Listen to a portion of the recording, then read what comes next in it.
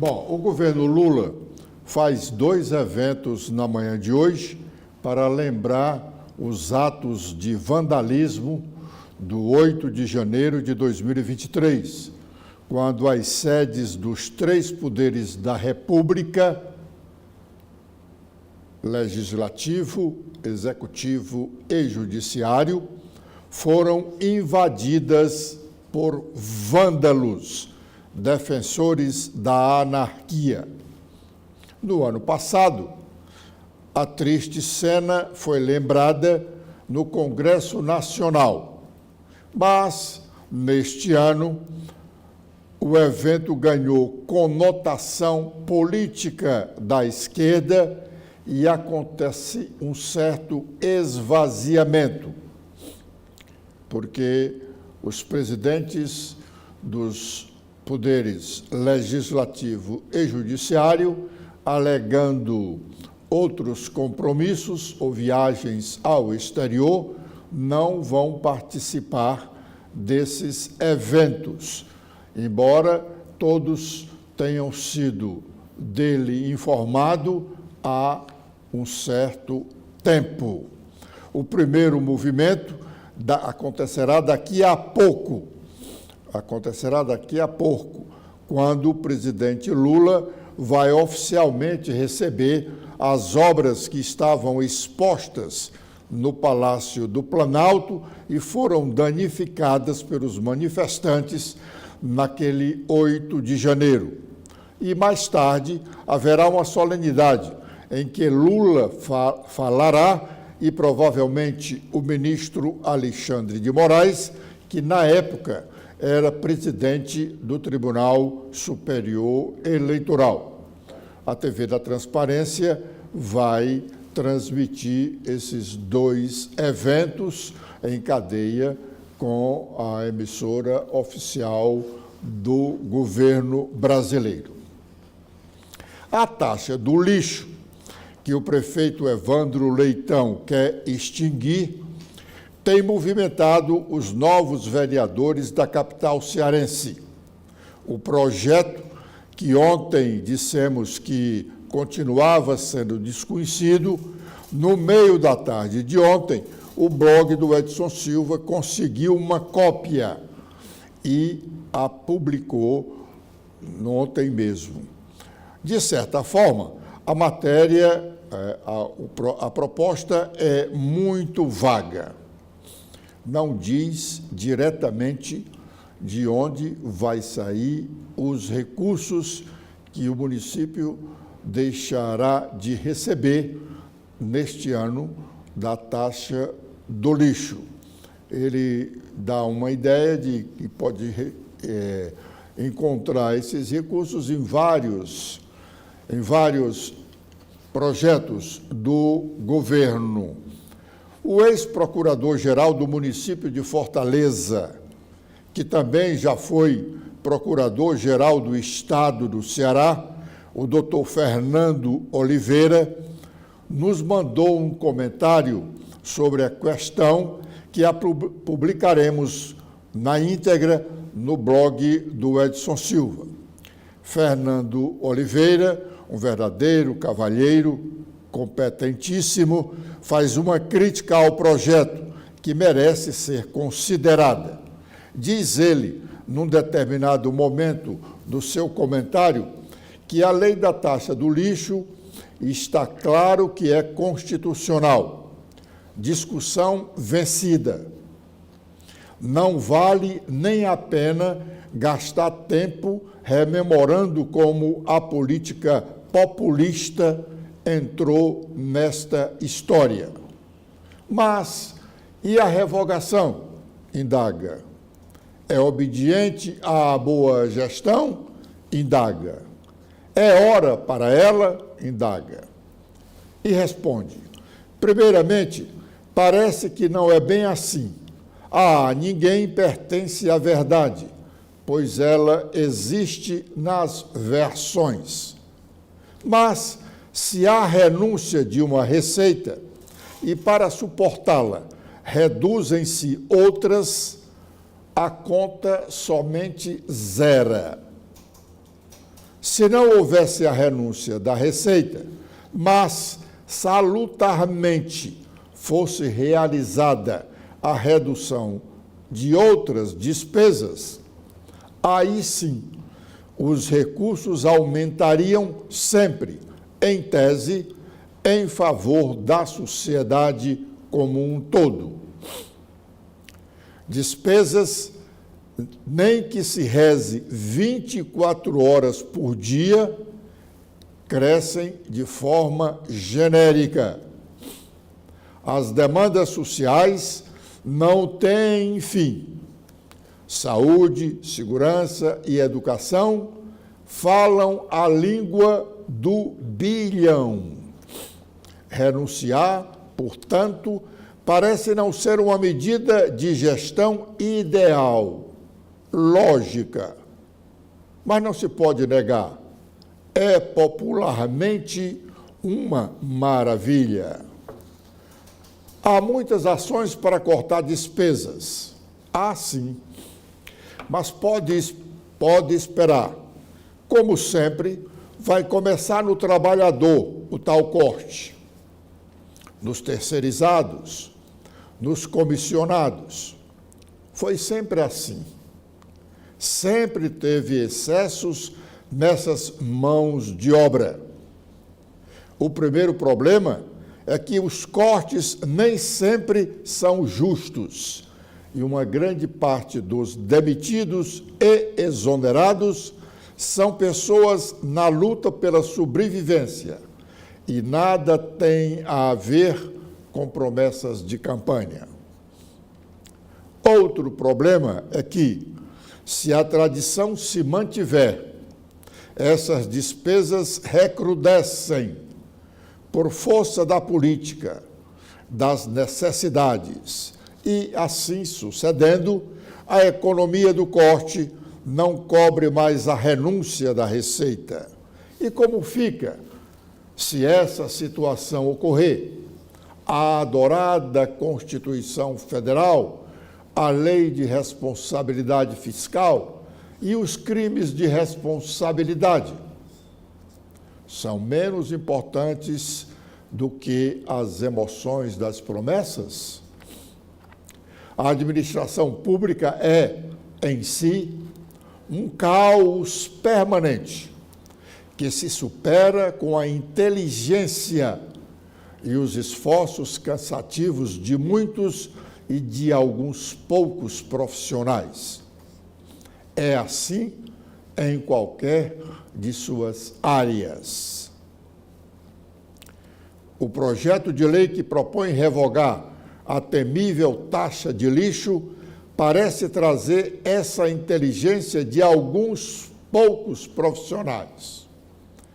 Brilhantemente, prevê o custeio do serviço domiciliar de coleta com recursos do mercado de carbono, pela captação do metano de aterros sanitários. Foi omisso, porém, em dimensionar a expectativa de arrecadação e o tempo do retorno, principalmente porque, segundo o SEBRAE, esse mercado ainda tem regulamentação pouco clara no país.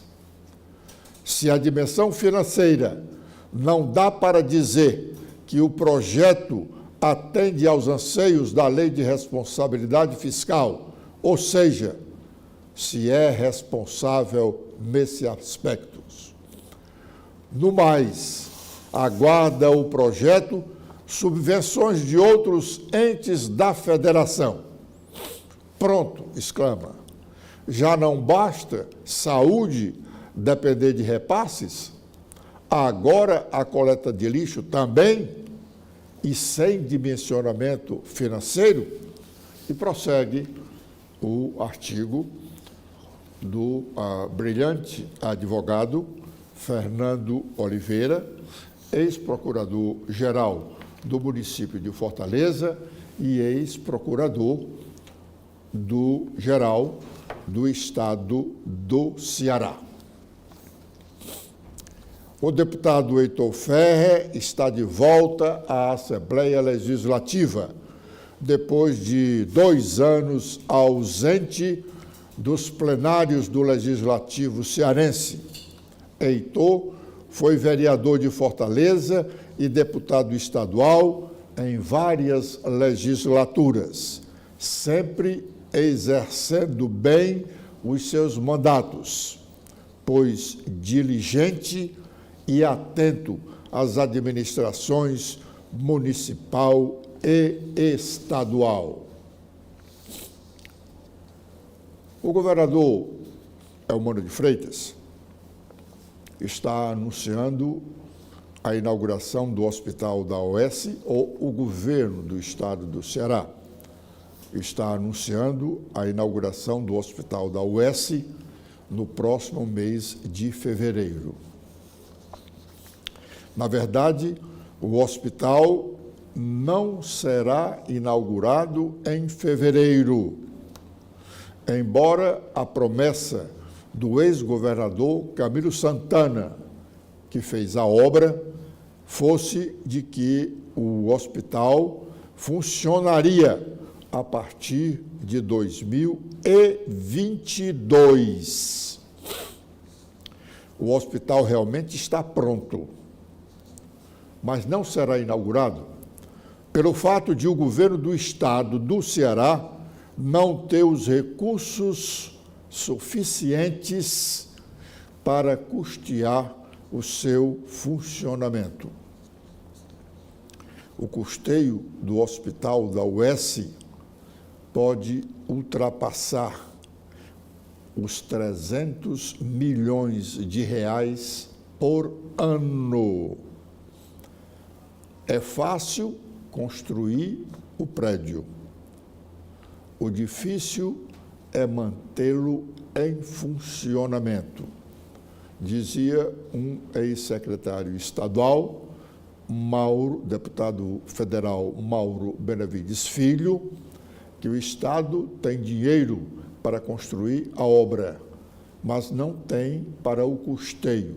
O custeio de um hospital menor do que esse é equivalente a um ano de custeio é equivalente ao valor total da obra. O governo do estado gastou um bom dinheiro na construção desse hospital da Universidade Estadual do Ceará. Anuncia-se 600 leitos, o maior hospital do estado. O custeio dele também será muito grande. O SUS, Sistema Único de Saúde, é o grande financiador da saúde pública nacional, mas ele tem recursos finitos. E a distribuição dos recursos guardam obediência à lei que criou o sistema, que estabelece como alguns dos critérios de distribuição desses recursos o tamanho da população e a qualidade dos equipamentos. Equipamento primário, secundário, terciário. Esse hospital da UES é um hospital que atuará na área terciária, no topo da medicina. O SUS não vai aumentar o volume, a distribuição do volume de recursos para o Ceará com a construção desse novo hospital. O dinheiro continuará sendo o mesmo. Daí o governo falar no fechamento do Hospital César Cálice, levando para lá, para o Hospital da UES, os serviços hoje prestados pelo Hospital Antigo, Hospital e Maternidade César Cálice. Mas voltando à inauguração, o Estado vai abrir as portas do hospital para apenas uns 2 serviços, dentre eles, importantíssimo, o de oncologia. Quando o hospital funcionará plenamente, com certeza não funcionará plenamente até o final do governo Elmano de Freitas, daqui mais a 2 anos. Basta tomarmos como exemplo o funcionamento pleno de hospitais regionais que foram construídos na região central do estado do Ceará. Hospitais que foram ainda concluídos no início do primeiro governo de Camilo Santana e que só vieram a funcionar plenamente agora há pouco tempo. A respeito dessa história de liberação de recursos para o Estado, nós já falamos em mais de uma oportunidade, temos muitas promessas, mas efetivamente não se conhece não se conhece esse real volume de recursos e onde esses recursos estão sendo aplicados, porque, como falamos ontem, nós temos aqui inúmeras obras de responsabilidade do governo federal que estão paralisadas, exatamente por falta de recursos. Embora o governo tenha sempre anunciado que o governo federal vai liberar tantos milhões de reais para isso, para aquilo outro, para a melhoria das estradas do Estado, para não sei o que mais. E não se tem conhecimento disso. Esses anúncios aqui nos faz lembrar uma historiazinha do folclore do município de Itauá, contada pelo ex-deputado, sempre contada. Vez por outra ele citava esse exemplo quando a gente falava de vai vir dinheiro para isso, vai vir dinheiro do governo federal para aquilo outro. Aí ele lembrava essa historiazinha. Júlio Rego foi deputado estadual por várias legislaturas e terminou a sua vida pública sendo conselheiro do Tribunal de Contas do Estado do Ceará.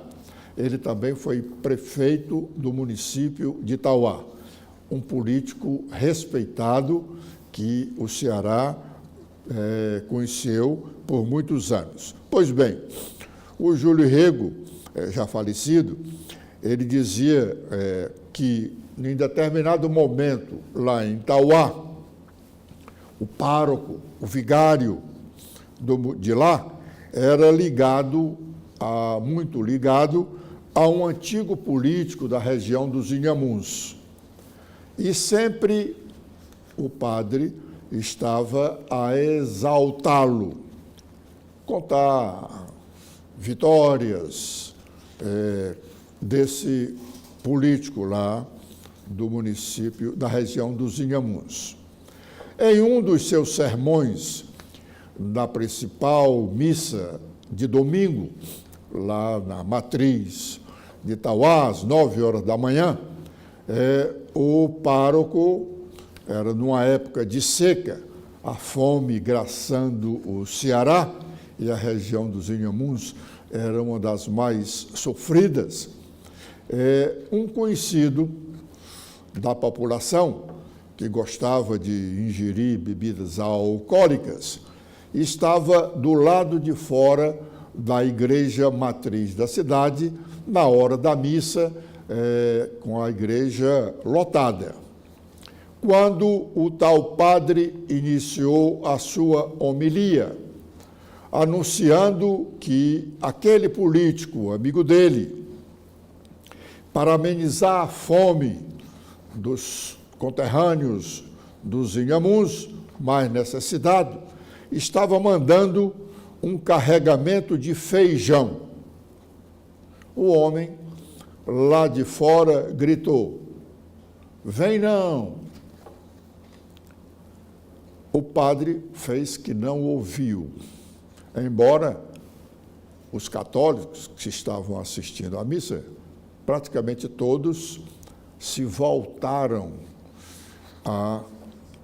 para o homem, que estava do lado de fora, mas podia ser visto. A igreja tem várias portas na sua frente.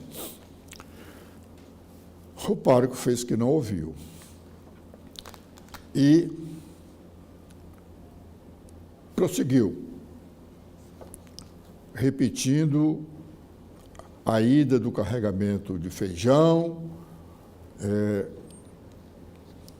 como homem também repetindo, vem não. O padre anunciou a ida de um carregamento de farinha. O homem repetiu, vem não. O que o padre se irritou e gritou, coloral. Coloral era como esse cidadão era conhecido da população de Tauá. E disse o vigário, coloral, se você continuar atrapalhando a missa, eu vou chamar a polícia. No que o coloral respondeu, esta vem. Então, no caso desses recursos, quantidade grande de recursos que se anuncia que o governo federal manda para o Ceará, a gente pode dizer, como o coloral dizia, não vem não. Pode-se dizer, ainda não veio. E nem a força pública virá, embora o governo tenha assinado um decreto recentemente, criando uma relação entre as polícias estaduais e a segurança pública nacional.